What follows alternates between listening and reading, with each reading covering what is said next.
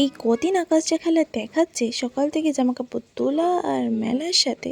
Good morning and welcome to tiny blog from my corner of the world chapter 2। বৃষ্টি ঝড় পাতলা যাই আসুক না কেন, হসপিটাল তো যেতেই হবে, তাই তার জন্য রেডি হয়ে চলে গেছিলাম হসপিটাল।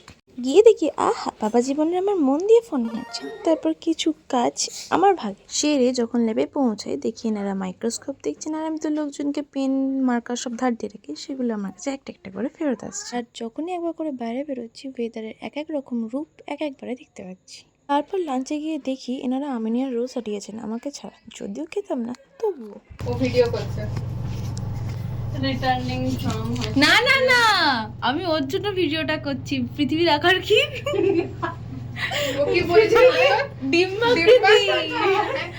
ডেলি ডিউটির এন্ডটা এরকম হলে বেশ ভালোই লাগে।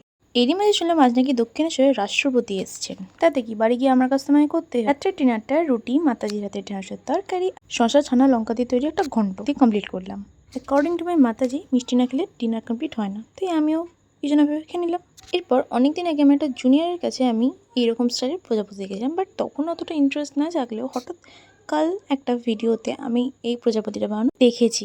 সেখান থেকে ইচ্ছে হলো, সেখান থেকে জানলাম মানুষজন নাকি ক্লাস 3-4-এতে এইসব কিছু শিখেছে, বাট আমি তো মোস্ট ল্যাথকোর, তাই আমি এটা ইন্টার্নশিপ লাইফে শিখেছি। কলেজ তো ছেড়েই দিলাম। যেগুলো এভাবে দেখে হার্ড মনে হলেও ইটস কোয়াইট ইজি, কারণ আমি 2-3 বার দেখে আমি এটা বানাতে পেরে গেছিলাম।